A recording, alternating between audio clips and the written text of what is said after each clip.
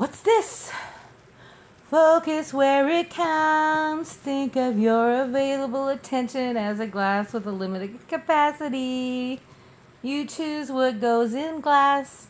Put the glass restricted. How much you put in it. You have a limited amount of mental energy. Great public speakers have a trick to reduce nervousness. The more they focus on their message, on how much impact they want to make, and on their audience's needs, the less mental energy that they have to devote to their butterflies, to screwing up, or to how much the presentation could make or break their career. So wherever you are, interviewing or a job, pitching a new line of books, or a blog, or dancing, or raising, asking raises, or dealing with people who want to put something in your body that you do not want. Da-da-da-da-da. Be like Bruce Lee. Don't let the anxiety get to you. The best way to reduce anxiety is to clear your head of what could be. Bruce Lee was a master of this. Instead of focusing on the outcome of fight, he emptied his mind and became formless and shapeless in order to adapt in the moment of what was rather than what might be.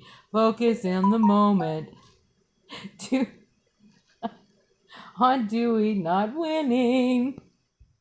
Be careful whom you ask. Stop asking people what they think. You and your ideas, especially people who are critical, unsuccessful, or unhappy. Their comments will be less about your idea and more of a reflection of their negative and unhealthy state. Desensitizing yourself. What is the absolute worst case scenario? A bad review, be booed off stage, getting fired. Imagine the absolute worst scenario and then ask yourself, could I survive that? Stop reading negative comments and reviews. Has a waiter ever placed a plate in front of you and warned you that it was really hot, but seconds later you felt compelled to touch it anyway? Why do you do that to yourself or ourselves? I've spoken to the best-selling authors who have garnered hundreds of 5-star reviews on Amazon, but they become obsessed with readings and rereading a handful of negative comments. If it hurts, don't do it. This is the worst play on Broadway, but I thought you might think it's fun. But hey, it doesn't matter anyway, because I can take your abuse. What's this? Don't try to please everyone. All it takes is 51% of voters to like you, and sometimes not even that.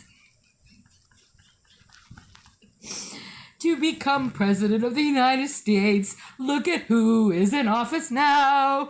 This means that most powerful person in the world was selected. They weren't elected, so stop worrying. Just get on with your life. The country wants to fire him. Yes, I do too. No matter who you are or what you do, there will always be people who won't agree with you. Accept it or hide. Those are only the two options. Woo! So, don't try to psych yourselves up to the point where you simply don't care enough to let criticism affect you. This is a strategy. It is wrong and dangerous. A much better approach to care is to care deeply about who you are and what you are creating. I'm creating a monster. Follow your passions and inspirations. Go where you are called and create what is inside you. Care so much for others and you don't care what they think. Don't let it get to you. The greatest achievements, the world has ever seen were started by individuals who march to the beat of their different drum. That is me. Can you see?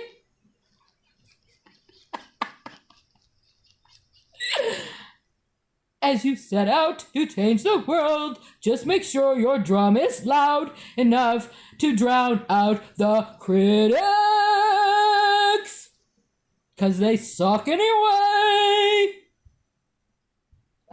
Who cares what they say? So go outside, breathe in that sunlight. Don't listen to the naysayers.